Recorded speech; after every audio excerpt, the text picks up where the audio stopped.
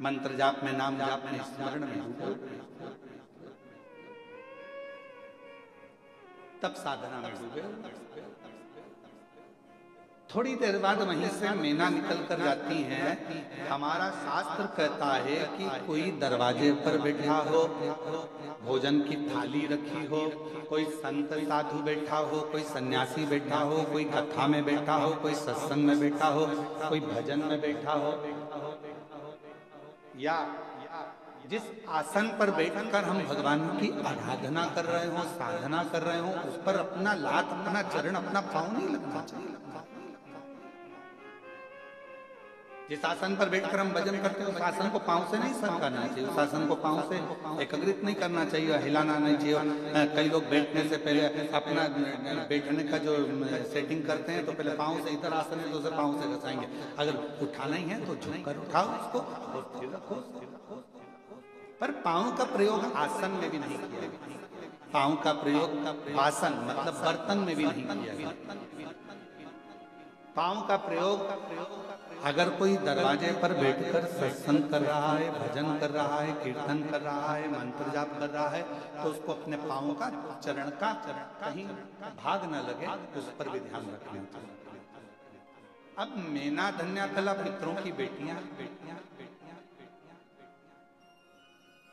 अब पितरों की बेटियां आराम से निकल रही हैं, पर मैना जब निकल कर गई तो उसके जो लहंगा था, अब आज के जमाने में तो इतना भारी तो लहंगा नहीं चलता, पर उस समय पर तो सोना, रतन, माणिक, मोती, हीरा, पन्ना सब लहंगों में जड़ा रहता था। तो जैसे ही मैना निकल कर गई तो उनका जो लहंगा था वो सनत कुमार की जंघा पर, धन्या निकल कर गई, उनका शरीर का जो वस्त्र था, लहंगा था, वो उनके शरीर पर लग गया। कला निकल कर गई तो भी उनके शरीर पर उसका भाग लगा। अब चरण तो नहीं लगा पर वस्त्र लगा है। अब जो तप में डूबा हुआ है, साधना में डूबा हुआ है, भजन में डूबा हुआ है, स्मरण में डूबा हुआ है, मंत्र जाप में डूबा हुआ है, नाम जाप में डूबा हुआ है, और मालूम पड़े उसको वो बार बार चोट लगती है तो सनकादि ऋषियों को क्रोध आ गया। और सनत कुमारों में क्रोध आया, और क्रोध आकर उन्होंने कहा कि तुम पितृलोक में पितरों की बेटियां हो, और पितरों की बेटियां होकर और तुम जो है हमको लात मारती हुई या हमको अपने वस्त्र का भाग छुआते हुए जा रही हो। हम तुम्हें श्राप देते हैं कि तुम पितृलोक छोड़कर मृत्यु लोक में जाओगी और तीनों पृथ्वी पर जाकर भ्रमण करोगी। तीनों ने चरण पकड़ लिए। आप कृपा करिए सनत कुमारों, सनकादि ऋषियों, कृपा करिए, करुणा करिए। तब पितरों ने आकर क्षमा मांगी। तब उन्होंने कहा कि तुम 3 देवियों की गोद में 3 देवियां खेलेंगी जो जगत का कल्याण करेंगी। मैना की गोद में पार्वती जी खेलेंगी, धन्या सुनैना जी बनी जिनकी गोद में माता जानकी जी खेली, कला कीर्ति बनी जिनकी गोद में स्वयं राधा जी खेली। ये 3 देवियां तीनों की गोद में खेल।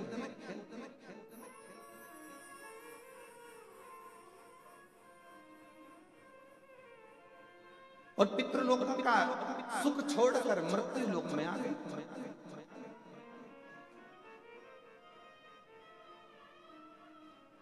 तो कहा सभी लोकों में देवियां कती हैं, मैना कती है, धन्या कती है, कला कती है। इन तीनों देवियों का कहना है हमें पितृलोक से जाना नहीं है, हमारा पितृलोक हमें अति प्रिय, अति। और ये सत्य है।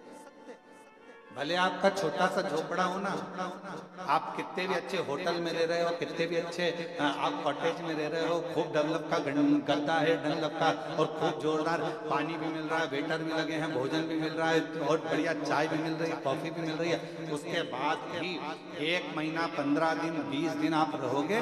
रहने के बाद आपको एक ना एक दिन आपके घर की याद जरूर आएगी। भले वो टूटा हुआ झोपड़ा क्यों ना हो, चाहे उस घर में तुम्हारा साधारण सा रुई का गद्दा क्यों ना हो, चाहे उसमें चटाई क्यों ना बिछी हो, पर अपने घर की याद अपने को जरूर आएगी।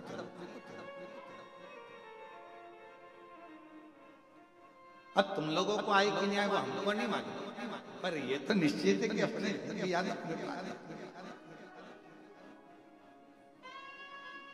सही बात है। कथा में याद नहीं आती, बाकी के समय पर तो आती है ना, निश्चित है। तो भले कितने भी वीआईपी कॉटेज में रह लो, भले तुम कितने भी आनंद के साथ रह लो, पर घर की याद जरूर। तो मैना धन्या कला तीनों देवियां पृथ्वी पर भ्रमण करती हुई कहती हैं हमें पितृलोक की याद आती है। पितृलोक हमारा लोक सर्वश्रेष्ठ है, और ये सत्यता है। पितृलोक क्यों श्रेष्ठ है?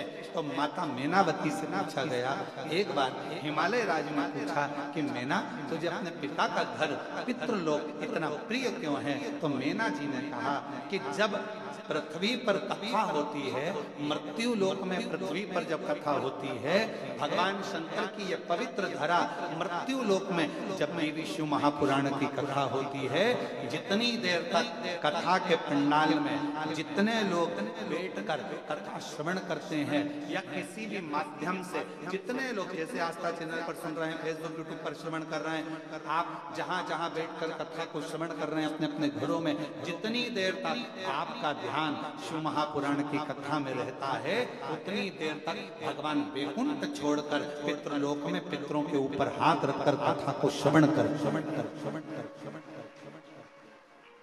अब आप लोग जितने लोग बैठे हो, आपके पूर्वज, आपके दादा परदादा 71 पीढ़ी में, कोई महिला है, बेटी है, उसकी 71 पीढ़ी, कोई पुरुष है उसकी 71 पीढ़ी। तो जितने लोग भी इस आस्था चैनल पर कथा को सुन रहे हैं, फेसबुक यूट्यूब पर कथा को श्रवण कर रहे हैं, या बेलूर की इस पवित्र कृष्णेश्वर महादेव की इस पवित्र हॉल में बैठकर इस कथा को श्रवण कर रहे हैं, आप जितने भी सुन रहे हैं, आपके पूर्वज, आपके पितर, आपके देवता, आपके दादा परदादा 71 पीढ़ी में जहां कहीं पर भी होंगे, वो पितृलोक में जब बैठे रहेंगे, आप कथा श्रवण कर रहे होंगे, उस समय पर भगवान देव अधिदेव महादेव, भगवान नारायण और भगवान ब्रह्मा, इंद्र, 33 कोटि देवता पितृलोक में जब तक आप कथा सुनते हो, उतनी देर तक वो पितृलोक में हमारे पूर्वजों के पास उनके कंधे पर हाथ रखकर ऐसे श्री शिव महापुराण की कथा को श्रवण करते हैं और वर देते हैं।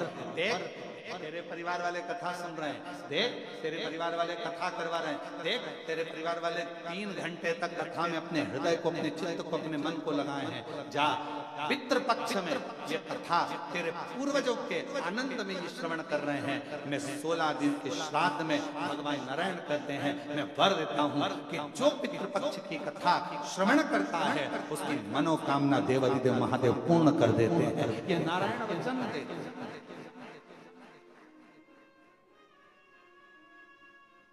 और तेरी कृपा बिना न हिले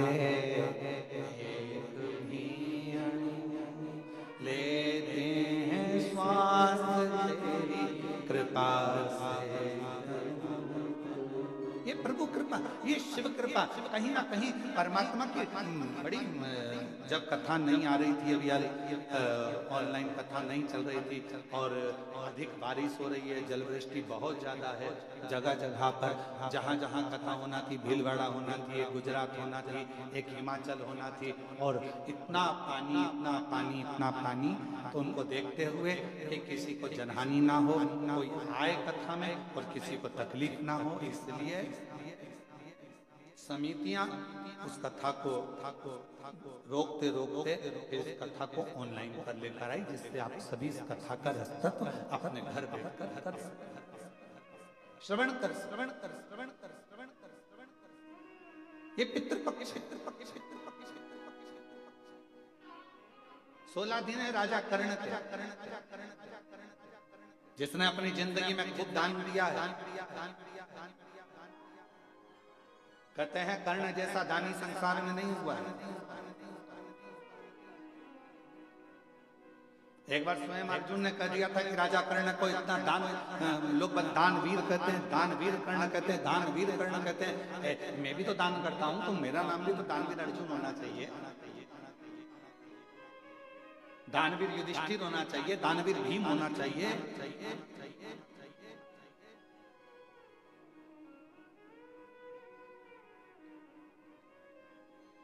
क्यों?